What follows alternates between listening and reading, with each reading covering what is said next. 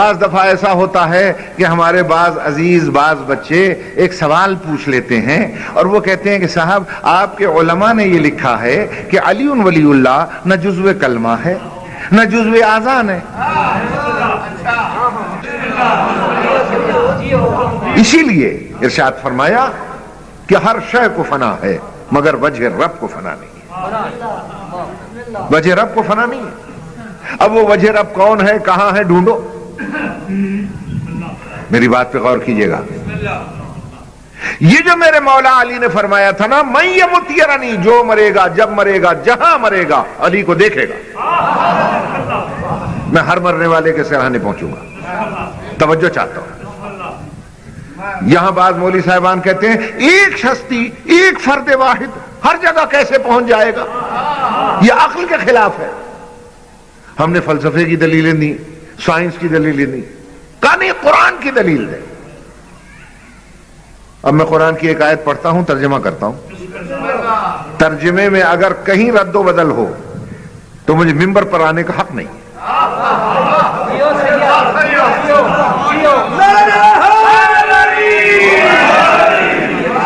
کہ یہ امیر المومنین نے کیسے کہا، میں جو مرے گا جب مرے گا جہاں مرے گا مجھے دیکھے گا، کیسے دیکھے گا، کیسے دیکھے گا؟ مولوی صاحبان کہتے ہیں قرآن کی دلیل لاؤ، تو بھئی قرآن پڑھ، قرآن میں ارشاد ہو رہا ہے فَأَيْنَمَا تَوَلُّوا فَثَمَّ وَجْهُ اللَّهِ، جدھر نظر دوڑاؤ گے، جدھر نظر دوڑاؤ گے، یہ نہیں فرماتا کہ فَثَمَّ اللہ اللہ، تمہیں ہر طرف اللہ اللہ نظر آئے گا، نہیں، یہ نہیں کہا کہ اللہ نظر آئے گا، فَثَمَّ وَجْهُ اللَّهِ، جدھر نظر دوڑاؤ گے ہر طرف وجہ اللہ نظر آئے گا۔ رکھو سر پہ قرآن مولوی کے، وجہ اللہ کس کا ٹائٹل ہے؟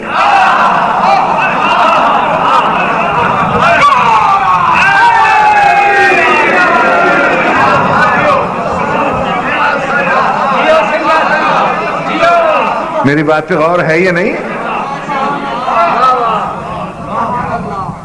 یہ سوچنا ہی ہے بس ہے کہاں کہاں ہے علی، جہاں جہاں ہے حقیقت وہاں وہاں ہے علی۔ توجہ ہے یا نہیں ہے؟ یہ تو مسلمات میں سے ہے کہ قرآن مجید کے بارے میں ارشاد ہوتا ہے بالحق انزلناہ و بالحق نزل، قرآن کو حق نے اتارا، قرآن حق ہے اسے اتارا، حق کے ساتھ اتارا۔ قرآن حق، جہاں حق وہاں علی۔ جب قرآن حق، اللہ کہتا ہے الحق مع علی وعلی مع الحق، حق علی کے ساتھ ہے، علی حق کے ساتھ ہے۔ کہ یہ ہر مرنے والے کے سرانے کیسے پہنچے گا، یا اللہ سے پوچھو یا رسول اللہ سے پوچھو، مولوی سے پوچھنے کی ضرورت ہی نہیں۔ انہوں نے فرمایا موت برحق، یہ تو انکار کرو، انکار کرو، موت برحق نہیں ہے، حق ہے، تو جب موت حق، الحق مع علی و علی مع الحق، جہاں حق ہے وہیں علی ہے، جہاں حق ہے سوائے ضیاء الحق کے۔ نہیں سمجھ میں آ رہی ہے بات؟ عزیزو جہاں حق ہے وہیں علی ہے۔ سوال منکر و نکیر در قبر حق، الحق مع علی و علی مع الحق، کوثر و سلسبیل و تسنیم بر حق، الحق مع علی و علی مع الحق۔ میں کہتا ہوں نماز حق، توجہ، نماز حق، الحق مع علی و علی مع الحق۔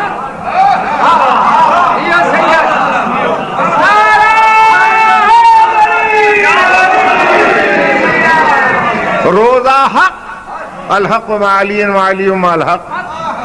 خمس و زکوٰۃ حق، الحق مع علی و علی مع الحق۔ نبوت حق، الحق مع علی و علی مع الحق۔ رسالت حق، الحق مع علی و علی مع الحق۔ خلافت حق، الحق مع علی و علی مع الحق۔ امامت حق، الحق مع علی و علی مع الحق۔ میں کہتا ہوں جہاں حق ہے وہیں علی ہے، میں نے اللہ سے پوچھا یا اللہ تیری تعریف کیا ہے؟ اللہ نے قرآن میں ارشاد فرمایا لا الہ الا اللہ الملک الحق المبین، کائنات کا سب سے بڑا حق میں اللہ ہوں، تو کہو اللہ حق، الحق ما علی وعلی ما لا۔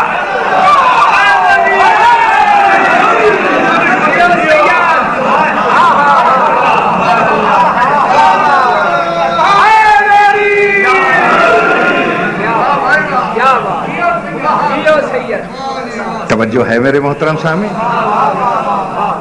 جہاں حق ہے وہیں علی ہے،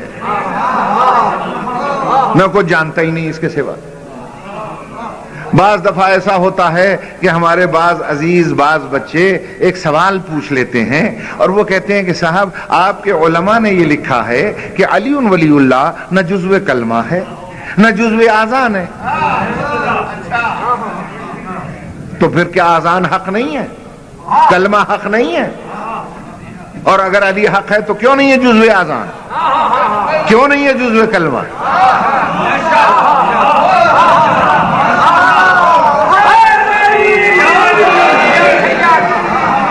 مجھ سے پوچھا تو اس لیے میں نے ادھر رخ موڑ دیا۔ کسی وڈے عالم سے پوچھو گے تو وڈا جواب ملے گا، میں تو نکا جیا عالم ہوں، چھوٹی چھوٹی باتیں جانتا ہوں کہ علی حق ہے، آذان بھی حق ہے، نماز بھی حق ہے، کلمہ بھی حق ہے، اقامت بھی حق ہے، تو پھر یہ جزو آذان کیوں نہیں؟ علماء نے لکھا علی ولی اللہ جزو آذان ہی نہیں ہے، جزو کلمہ ہی نہیں ہے، جزو اقامت نہیں ہے، جزو نماز نہیں ہے۔ توجہ چاہتا ہوں، بات یہ ہے کہ ہمارے علماء، ہمارے مراجع، ہمارے مجتہدین، آپ کو معلوم ہے آپ ایک شاعر کے شعر کا مفہوم تو بتا نہیں سکتے، اور جو عالم علوم ربانیہ ہیں ان کی تحریریں آپ کی سمجھ میں کیسے آئیں؟ سمجھنے کی ضرورت ہے، توجہ ہے، سمجھنے کی ضرورت ہے، عقل اور فکر کی ضرورت ہے۔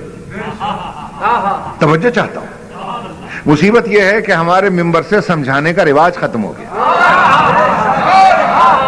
اب اس کا میں کیا علاج کروں؟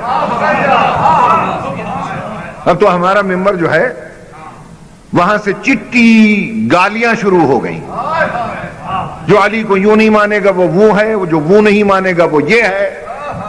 نہیں نہیں، علی تمہاری اس فکر سے بہت بلند ہے،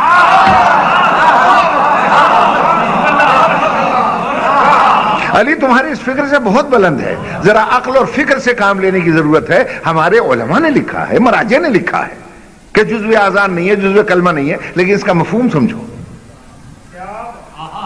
اس لیے کہ انہوں نے عالمانہ انداز میں لکھا ہے۔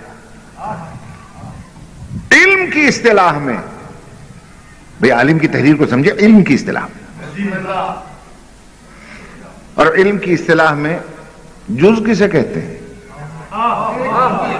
پہلے ذرا اسے سمجھیں۔ دیکھیے آج میں سمجھا رہا ہوں سینے پہ ہاتھ مار کے، کوئی تردید کر کے دکھا دے میں اس کے ہاتھ پہ بیعت کر لوں۔ دیکھیے جز کسے کہتے ہیں؟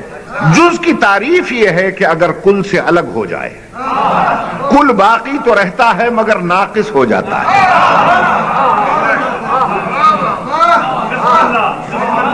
چودھری محمود صاحب، چودھری یعقوب صاحب، یہ جتنے سردار صاحبان بیٹھے ہیں غور سے سنیں گے، چونکہ نام میں ان دو کے جانتا ہوں اس لیے میں تیسرا نام ہی نہیں لیا میں نے، آپ سب کے لیے میں عرض کر رہا ہوں، یہ تو دونوں آپ کے نمائندے بیٹھے ہیں نا، یہ سمجھیں، آپ بھی سمجھیں۔ جز کی تعریف یہ ہے کہ اگر کل سے الگ ہو جائے، کل باقی رہتا ہے مگر ناقص ہو جاتا ہے۔ جیسے میں مثال دیتا ہوں، جیسے یہ ہاتھ میرے بدن کا جز ہے، خدا نخواستہ ٹوٹ جائے، جسم سے الگ ہو جائے، کل باقی تو رہے گا، ناقص ہو جائے گا۔ بھائی سمجھے؟ یہ آنکھ میرے بدن کا جز ہے، خدا نخواستہ خراب ہو جائے، نکل جائے، کل باقی تو رہے گا، ناقص ہو جائے گا۔ توجہ ہے نہیں؟ کان میرے بدن کا جز ہے، اگر یہ بہرا ہو جائے یا کٹ جائے، کل باقی تو رہے گا، ناقص ہو جائے گا۔ توجہ ہے صاحب؟ تو جز کی تعریف سمجھ میں آئی؟ جز اسے کہتے ہیں کہ اگر کل سے الگ ہو جائے، کل باقی رہتا ہے مگر ناقص ہو جاتا ہے۔ لیکن اسی بدن میں ایک اور شے بھی ہے، اسے روح کہتے ہیں، روح کہتے ہیں۔ اگر روح نکل جائے نہ کل رہے گا نہ جز، روح اگر نکل جائے نہ کل رہتا ہے نہ جز رہتا ہے۔ جو علماء یہ لکھتے ہیں کہ علی ولی اللہ جزو آذان نہیں ہے، جزو کلمہ نہیں ہے، جزو نماز نہیں ہے، ان کا کہنے کا مقصد یہ ہے کہ اگر ہم جز بنا دیں اور یہ نکل جائے، کل باقی تو رہے گا مگر ناقص ہو جائے گا۔ وہ کہتے ہیں یہ جزو آذان اور اقامت نہیں ہے، علی ولی اللہ روح آذان اور اقامت ہے۔ یہ نکل گیا کلمہ مردہ ہو جائے گا، اقامت مردہ ہو جائے گی، نماز مردہ ہو جائے گی۔